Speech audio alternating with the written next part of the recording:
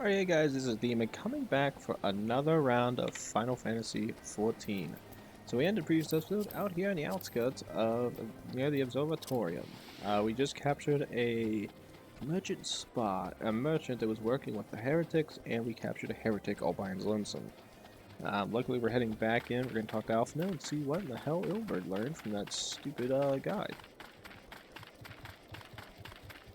Why is there somebody wearing next to no clothes? And I wonder why this game has its issues.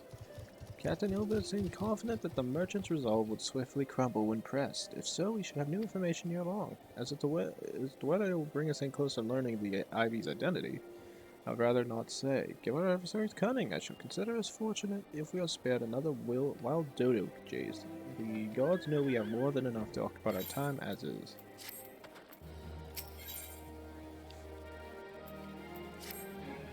Ooh, tendrils of intrigue. I like intrigue. Alphino's well-known pose. Oh, I feel better. Captain Ilbert, your report, if you will. Aye, Commander. Firstly, with regard to the heretic we captured, I regret to say the man could tell us naught that we do not know about Shiva. We have since handed him over to the Ishgardian authorities. Henceforth, the Holy See will pursue the matter independently.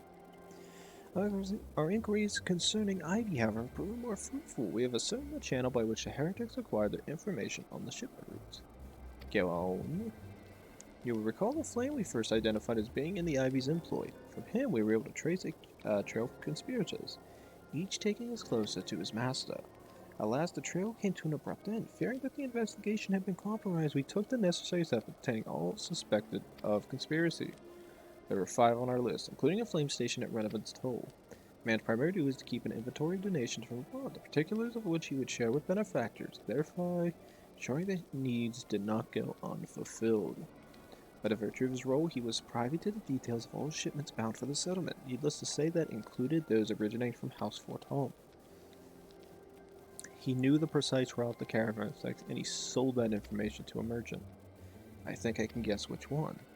None other. With a little encouragement, he soon confessed to knowingly aiding and abetting the heretics.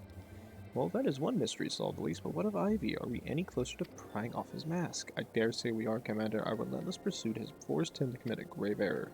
In his desperate bid to cover his tracks, the Ivy resorted to exercising certain administrative powers available only to high-ranking members of the Immortal Flames.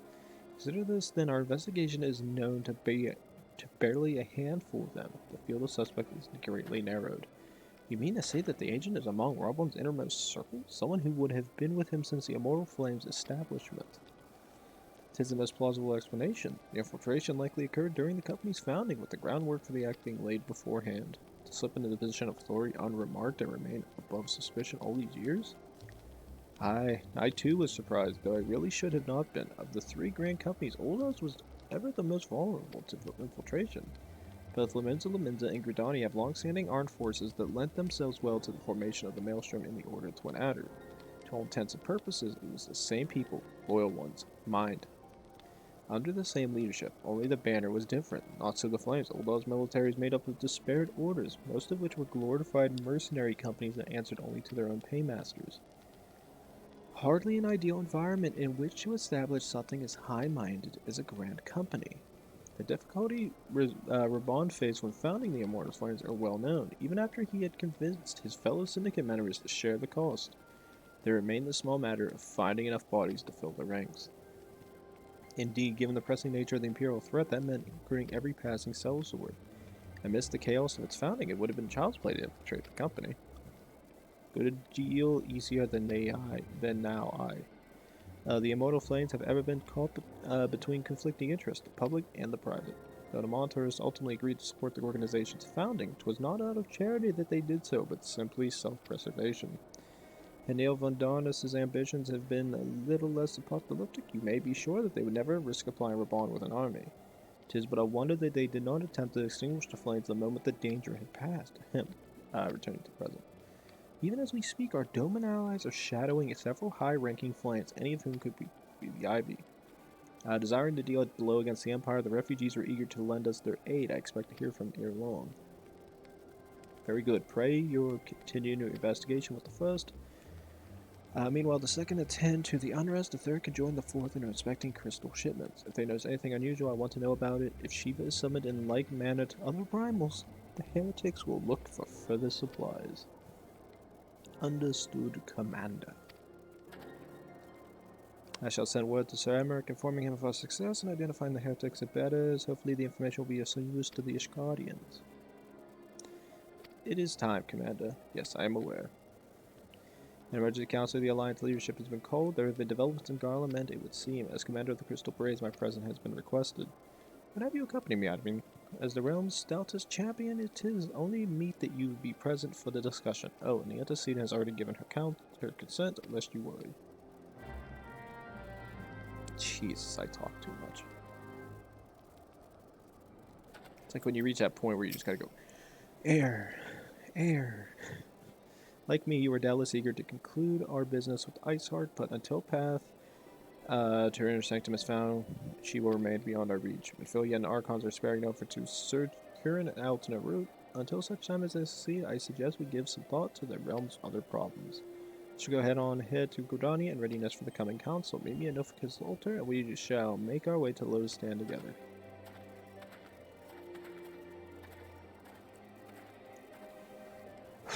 I love oxygen. It's an amazing feature. I wish I didn't have to breathe. I wish I was just like a plant. It just does it all the time. Got fly away, fly away. Still a weird ass outfit.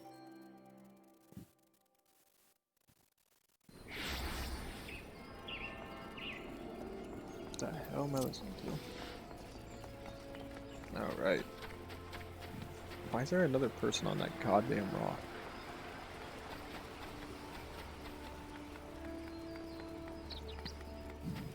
You know what would really grind my gears?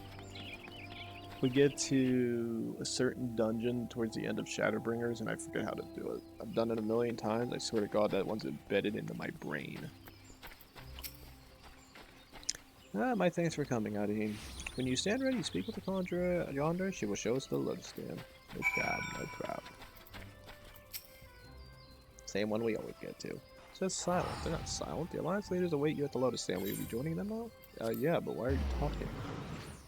It says you are silent, conjurer, which means you should be speaking the English. You're making me read the English. Change has come to the Garlean Empire, and we must discuss the implications. The rumors are true, then? The War of Succession is ended? It is. A new emperor reigns in Garlemald. Who?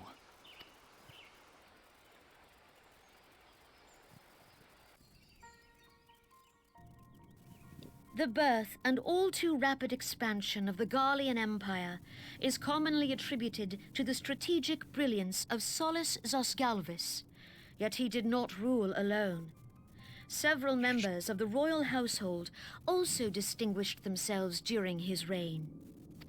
Nevertheless, it was the eldest son who stood to inherit the throne, until his most untimely passing. I thought us fortunate when I learned that the Emperor had died without naming a successor.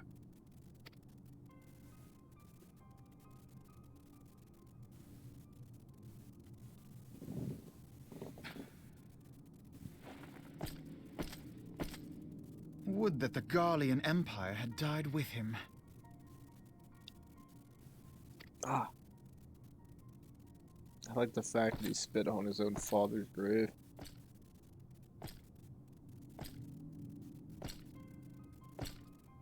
Can't imagine why.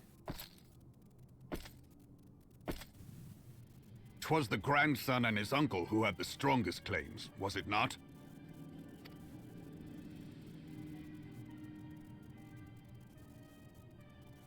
Oh wait, where was his grandfather?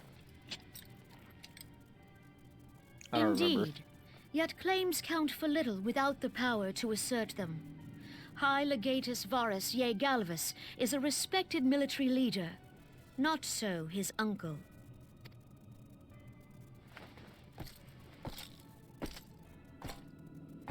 So young Varys has torn the crown from his uncle's grasp and taken his place at the head of the Empire.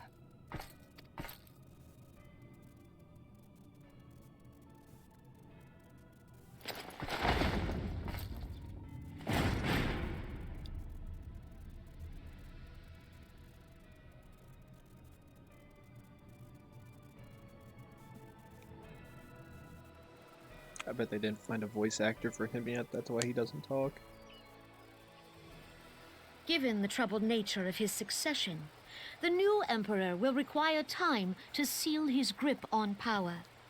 Yet have no doubt but that he shall, for there are none left with strength enough to oppose him. What about Jesus? Since the success of Operation Archon, the remnants of the 14th Legion and the forces occupying Alamigo have done naught but fortify their positions.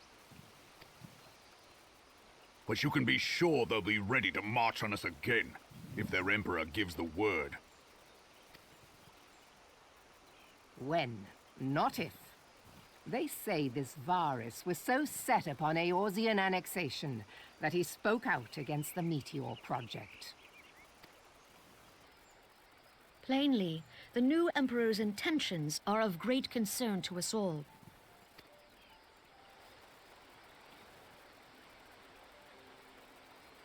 I propose that we set aside the Cartno dispute for the present, and discuss what measures the Alliance might take to prepare for a resumption of hostilities with Garlemald. Moreover, I move that we re-examine the question of how our former allies in Ishgard might be persuaded to retake their place at our side. Could Eorzea but stand as one, 'twould deal a grave blow to our enemies' ambitions. Blah blah blah politics, blah blah blah politics.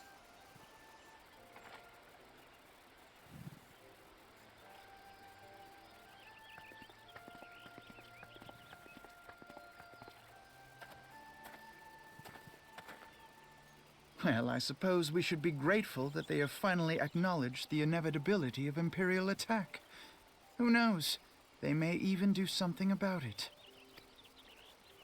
If only the leaders of Ishgard would follow their example and stop hiding behind their gates, praying for the coming storm to pass them by. But that is a discussion for another time. At present, I am more concerned by the fact that the Alliance's mooted preparations will be made known to the Garleans many moons before their coming. So long as the Ivy eludes our grasp, no secret is safe.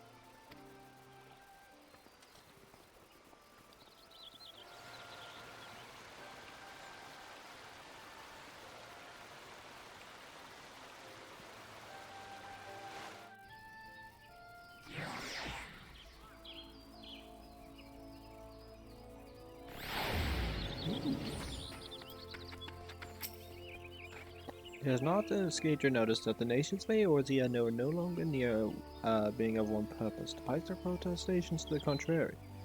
Plainly, the threat of a resurgent of Garlemald is not enough to stir them, and the reason for this deep-rooted mistrust among the citizenry. The nation's leaders can come all to the understandings they like, but their unity means little unless to the common folk. Take the moons, for instance. Though Admiral Mirab outlawed piracy over a decade ago, foreigners still picture Nathan as having a haven for grog-swilling, wooden-legged cutthroats. And likewise, the Gridanians are marked determined to talk the trees, and the old Dawn squirted swindlers who wish a coin. I mean, that part's true. Not that such sentiments are entirely without grounds of force. Take the pillars of Old Dawn society. Legi and Alegi, for example. But this is beside the point. The fact is the people are wary of outsiders whether they have causes to be or not. On that basis, one could argue that the conflict of Cartno is a necessary evil. Each nation has its own warmongering fashion and advocates the acquisition of Omega. In order to place it them, we present them with something resembling warfare, and thereby curb their appetite for full-scale conflict. But enough idle musings, let us speak of a more pressing matter, the Ivy. Since we spoke of the observatorium, Captain Ilbert has further shortened his list of suspects, and by happy coincidence, the one he deems the most likely candidate is likely lately coming to Gridania. The hunt near the Zhed, Hydaelyn, all that remains is Konar Quarry. Seek our Ilberd near the Adder's Nest, he will give you the particulars. Should there be any developments in Korthos, we may be sure that I will send word without delay. In the meantime, I wish you succeed apprehending Ivy.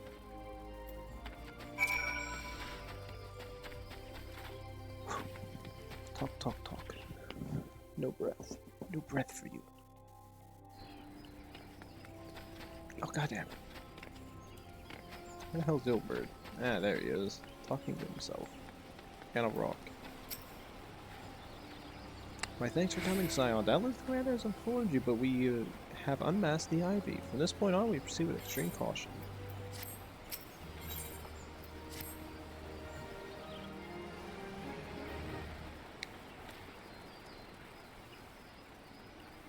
Listen, the spy we have seeking is none other than Flame Marshal Aline Roselle, on second in command. Oh my god. Prior to joining the Immortal Flame, she was a mercenary of no small renown. They say her skill with the polearm had been seen to believed. Of guarding bird, she is the highest ranking foreigner in the Immortal Flames, barring the Flame General himself, of course. When he formed the Grand Company, Reborn chose people based on their worth. Once they hailed was of no interest. Monsters saw things differently, however. Having funded the enterprise, they reserved the right to reject candidates nominated for high-ranking positions.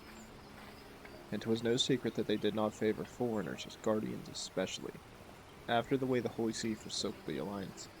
Yet the monstrous did not praise so much as a murmur of protest when Rahl was appointed to her post, passing it strange, is it not? Could it be that the Ivy has some hold over the monstrous?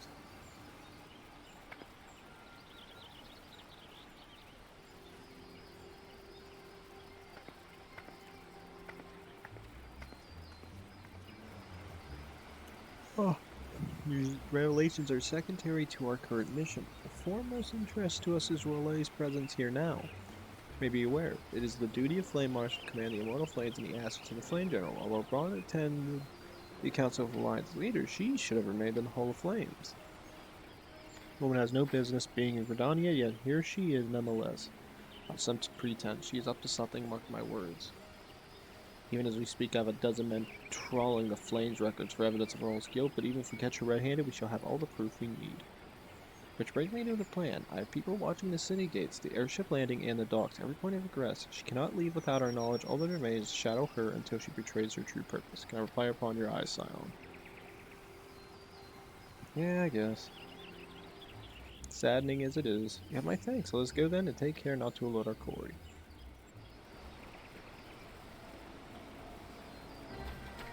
I didn't know that guy existed.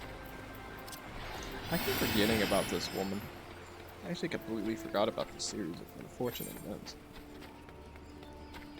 Hashtag situation of unfortunate events.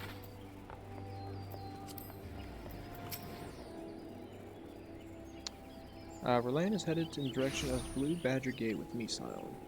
Not a roll of people through here.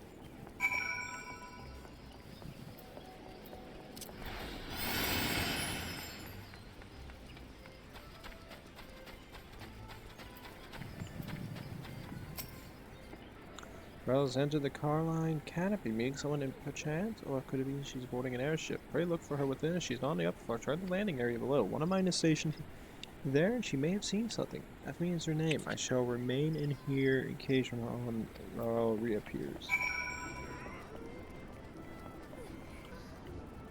Well, seeing as that person is not there, I'm assuming they are downstairs. There's a lot of bunny people running around.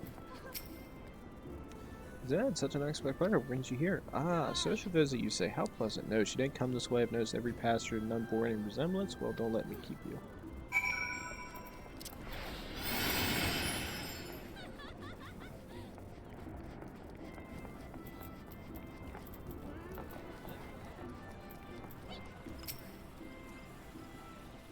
Let's see if Ilberd saw her. Nowhere to be seen, you say? You sure she did not board an airship? She did not come back out either. Where in the hell, seven hells could she have gone? The roost, how could I forget? Greetings, good sir. Might I interest you in some Moin Toy Tonic? A cup a day imbues a man with great vigor. If you take my meaning, perhaps another time, friend. Wait, that necklace. You are a shinobi of Doma. What me seek has left Gordani by way of West Shore Pia. She was attired as a merchant, but these eyes are not so easily deceived. May you wish to take your search in the East Shroud, rest assured that we shall continue to support you from the shadows. Good man. I think the 12 for the Domans were enough for their unique talent, or I would have disappeared without a trace.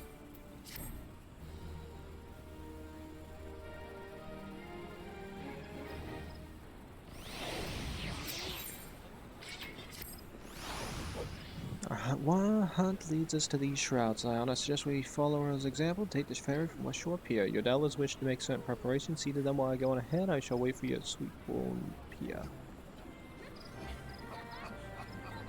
What the hell is that sword? Why does it look cool? It kind of reminds me of the sword from frickin' Fable Lost Chapters. If you want. Because if you played Fable, if anybody's here who watches this has watched Fable the Lost Chapter, or played it, or even watched content on it, then you know what I'm talking about. You have the Sword of Aeons, which is something I, for whatever reason, can never forget, and it will always be imbued into my brain. Sword of Aeons, cool-ass sword. Then there is the Hero's Sword, which is something they released in Lost Chapters, which I think made a lot of people happy, because, I don't know if that one made me particularly happy. Because before Lost Chapters, and it was just the base game, if you didn't get the Sword of Aeons, you're pretty much, you didn't get the most OP weapon in the game. And then, if you did get it, you pretty much one-hit everything to death, which was hilarious. And then you get the other sword, which is, I think it was either equal to it or slightly weaker than it. I happen to be heading across the lake to Sweetbloom Pier in the East Shroud. Yeah, no problem, I'll take that. Which I think was called the Hero Sword, but I don't remember if it was equal to the Sword of Aeons or slightly weaker than the Sword of Aeons, because it was just like a weird sword. Although I don't remember exactly how. Actually, wait, I might remember how to get it. I think it was a stupid mission task I had to do. It was the most irritating thing in the world. So, this way, my friends.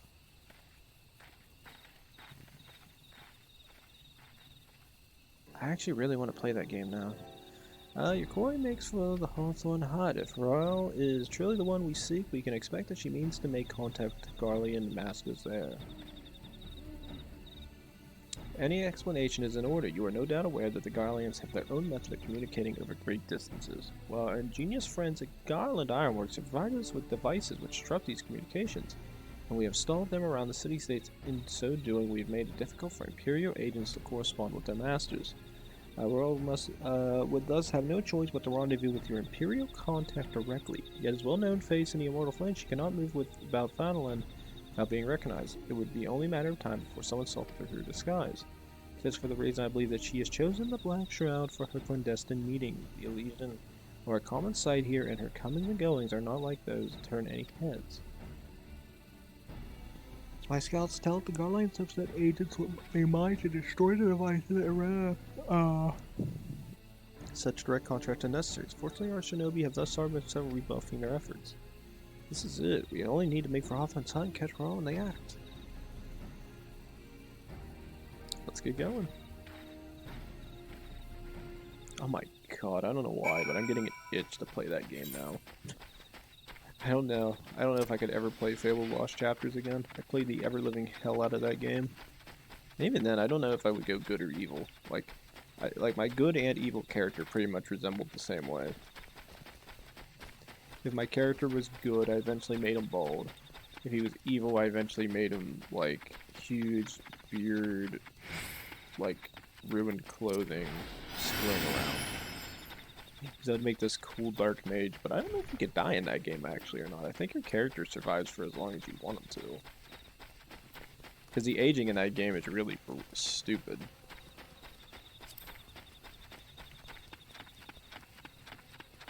Actually, I'm trying to remember how the aging actually works in that game. I don't actually remember.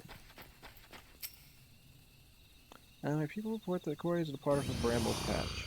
Ivy returns to the knowledge when she came, but perhaps it is all for the better. To get some understanding, we will require damning evidence against her. What could be better than to catch her in the act when she meets with her Garlean masters?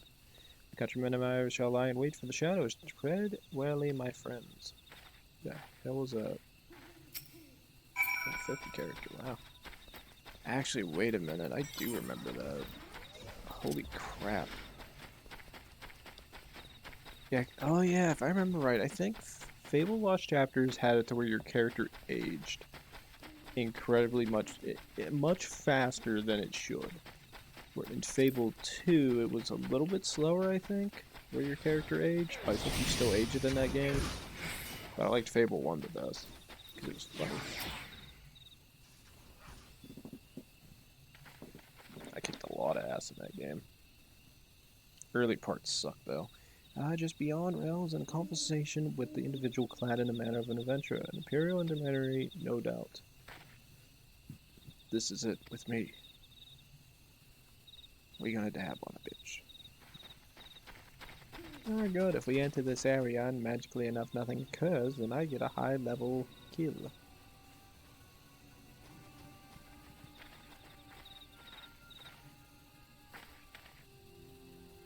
Hi, Marshal Aline Royale. You are under arrest for treason and espionage.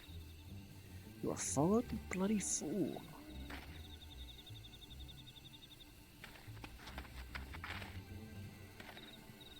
Damnation.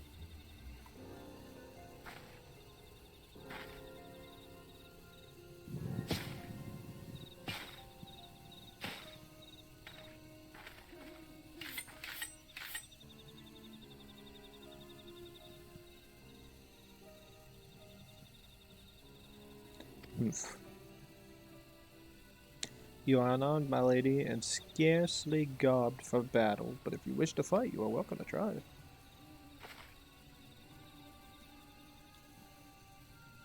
What is the meaning of this, Captain? Would you arrest me for strolling in the Twelveswood? When I last looked, that was no crime, and neither was conversing with passing strangers. You feign ignorance, then. Very well. If you think of something to say, there will be plenty of time to say later. Now come quietly, or I shall make you wish you had.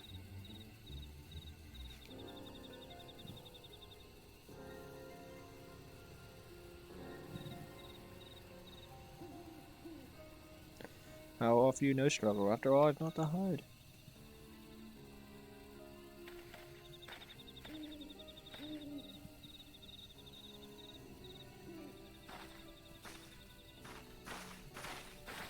Ah, so she senses that she's screwed no matter what. I mean, that shield is pretty obviously Imperial, so... That's just me.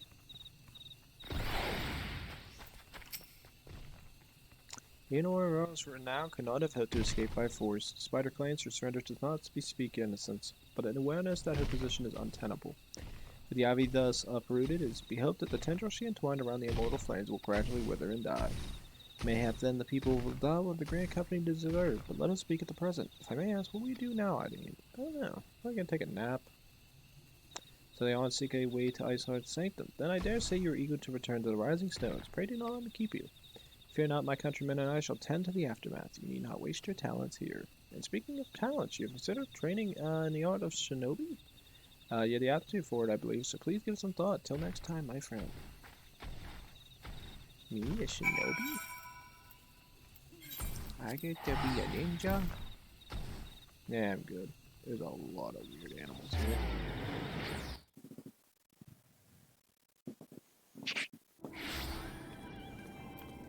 Back in Renovit's Toll, the place of wisdom. What's up? Why the hell do you own a peacock?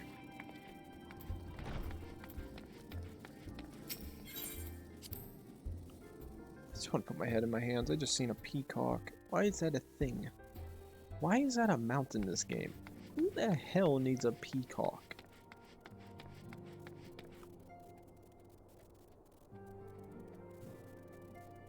Why is Tara juggling? Okay, now I'm curious. Yes, but Hikiri, you're missing the point. The individual doesn't matter. It was a team effort, and I was the one who. Taggart's tale of Lady Hikiri almost begged her belief. My heart is fair to burst from admiration. A rousing tale of Conrad's valor. Truly we have fortune to count Lady Hikiri as a friend. What is he to do? Oh my god, he just still going at him. Can't go on much longer. I can do this all day. All day. Strength, hoorah. Your honor as a scion, I forbid you to surrender. I must admit, the sex fighters never fails to amuse me. While its movements appear comical, it does not seem to be having the desired effect. Battle of Wills, a struggle for supremacy. Our fight styles may differ, but this yielding spirit is the same in warriors the world over. Only Ida. She does this to torture the poor man. Father, Son, and Holy Spirit, praise. Give him strength. What are they doing? Daughter has grown beyond childish fantasy of becoming a songstress. Now she aspires to be a legendary street performer. She cannot seriously be considering life as a street performer should be one's last resort, not their first.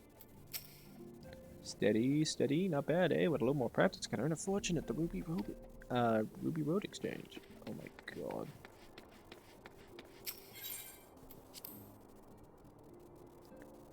Why is everybody in this group act like idiots sometimes?